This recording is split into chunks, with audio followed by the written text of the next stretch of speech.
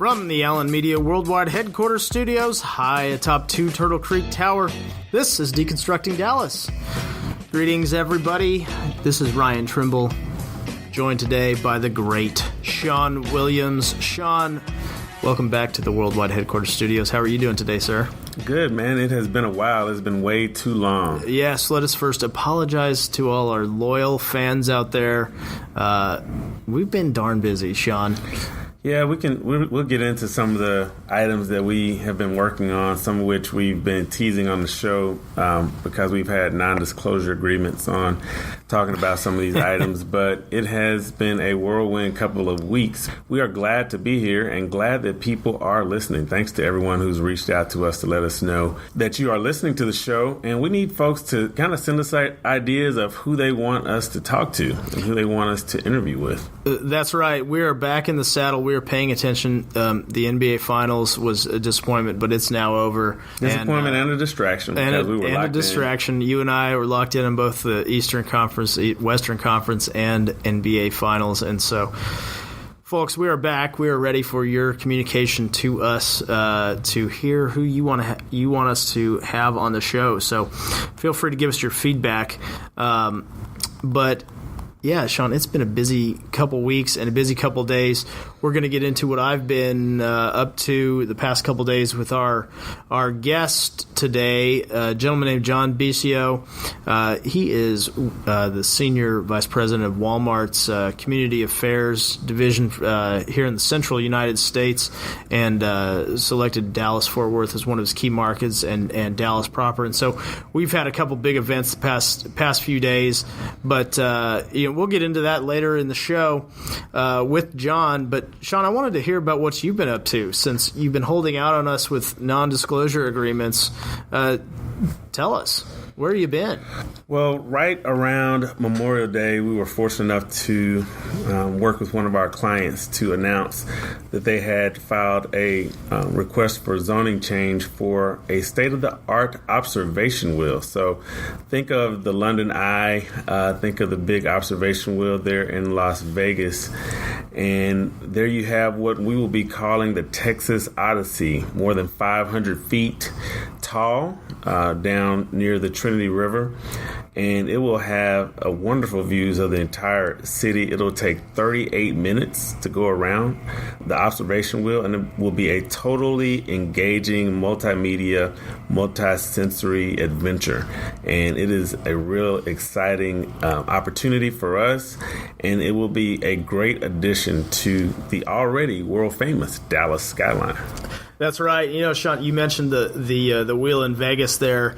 That wheel is so cool. I remember seeing it right after it first opened. I used to dabble in Vegas quite a bit before I had a kiddo. And so haven't been to Vegas recently, but the last time I was out there, saw the wheel, saw what it did. It's right there between Flamingo and Imperial Palace, and man, it transformed that whole area. Really cool. A lot of street shopping, a lot of storefronts right there on the street, and so those wheels can be pretty transformational. So yeah, same thing in London.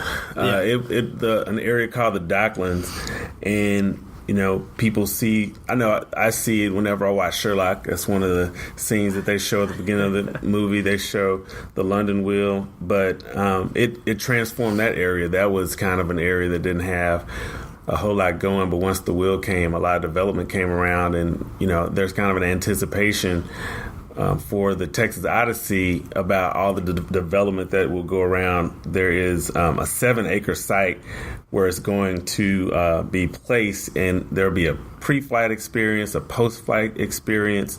There's going to be a STEM education center that's going to be built there. There's going to be dining that's going to be around, restaurants. And it's right down the street from the high-speed rail station that's proposed right on the other side of the street. So, and the Cedars West is an area that I spent a lot of time in, South Side on Lamar. We got to talk to some of the members of the Cedars Neighborhood Association Association, and they were really excited.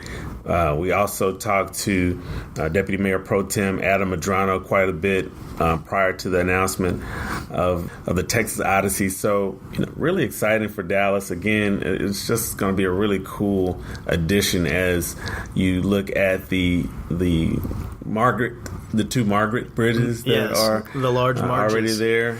And then you'll have the Texas Odyssey that will kind of be, again, a really great gateway to the Trinity River. Yeah, it really exciting, and I like that you talked about the London eye, and I talked about the Vegas eye. It just shows how much more worldly you are. Well, I don't know. I Shawn. mean, I'm trying to set myself up, hopefully, for a field trip to London. I myself, again, as we've discussed, have made plenty of Vegas trips, have not been to London, so I'm hoping when they need somebody to go over and take a look at the London eye and get in and take a ride and see what we're going to be looking at here in Dallas, then, maybe I can get that gig.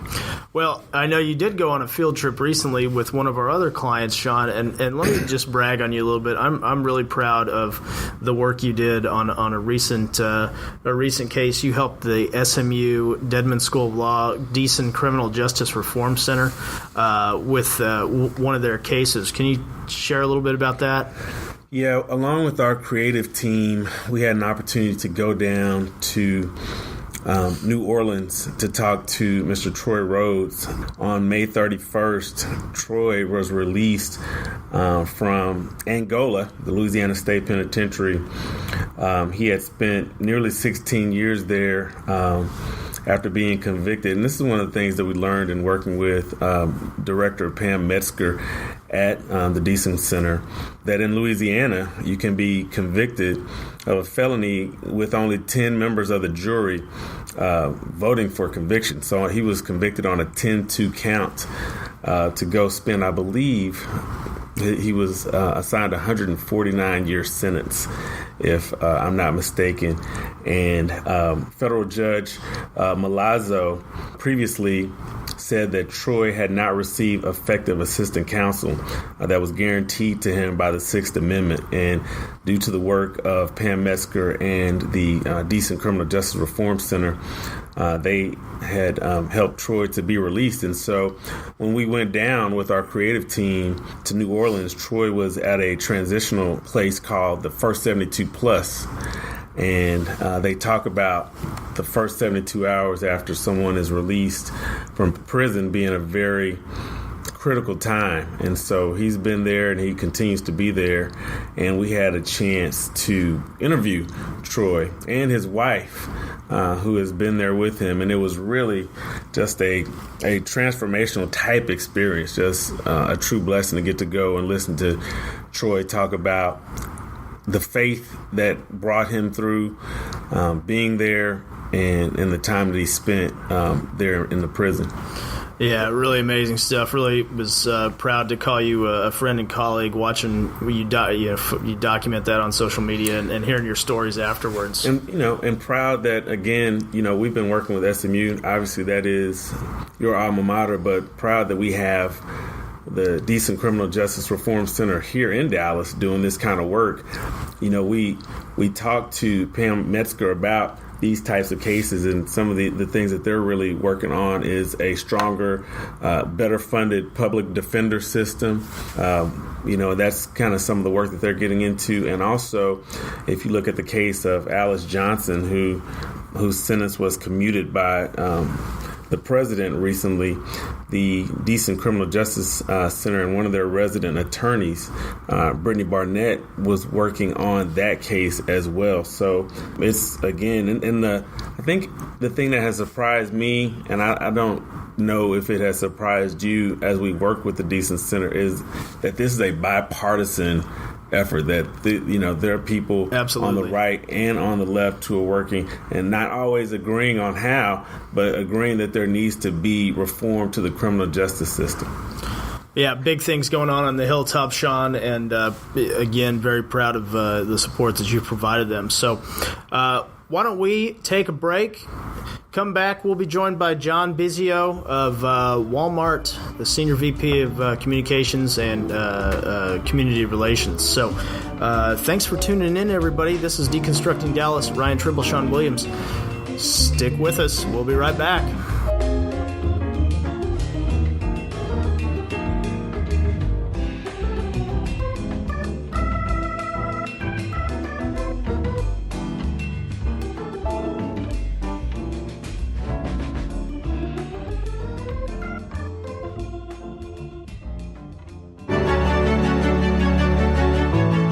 Together we. Like the Tower Green to celebrate victory. Together we are building Dallas's emerging urban university.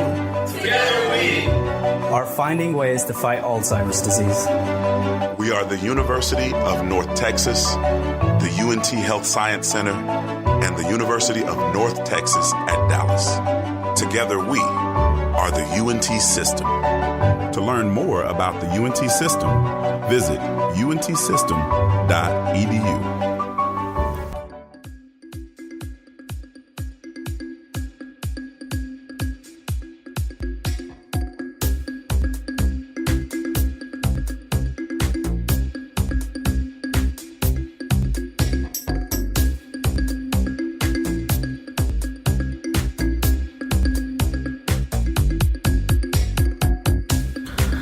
Welcome back, Deconstructing Dallas. Ryan Trimble, Shawn Williams, and Shawn, I'm excited by our who's joining us in studio today. A gentleman named John Bizio. John is with Walmart. It's been with Walmart for many years, and he's heading up what we're calling the community relations piece here in the DFW market. John, welcome to the Allen Media Worldwide Headquarters Studios. Thank you, Ryan. It's very swanky. It's kind of, I'm a little bit of afraid of heights, so I'm hoping this doesn't last high atop Turtle Creek Tower. Too long. So, but yeah, it's great to be here. Yeah. Glad to have you. Thank you, Shawn. Well, John, why don't you tell the listeners a little bit about yourself? I know you've had a long history, storied career with Walmart in public affairs across the U.S., and tell us a little bit about yourself. Sure. Thanks, Ryan. And hello, everybody. I began my career with Walmart back in 1999, and I was lucky enough to join what was a pretty small shop in what we called at the time public relations, and some called it even crisis management. But that basically involved a lot of media calls, but then also providing some counsel to our operators in all the stores out there, on all sorts of different things, So, and then they asked if I wanted to go more toward the front lines of working on projects, around entering new communities, getting new stores built, and interfacing with the actual members of the community through stakeholders, members of local government, and then also just prospective customers. And then that led to a lot of community affairs, public affairs, and local government relations, and then on to some state legislative type activity with the company, and our entire team has really had that kind of arc in terms of experience for the company. Sure. And one of the best parts about the job has always been, in addition to interfacing with the community, is finding out some of those organizations that are important to our Walmart customers and associates, and by that I mean helping the stores identify and be intentional about some of the philanthropic things they do. So that's always been in that sort of weaving of responsibilities, and it's been great, and it's been almost 20 years, and it's been really gratifying to see how the company has changed and assumed and understood that it's a large company, or it's become a large company, and along with that comes great responsibility, and it's been really nice to see how the company has grown into that.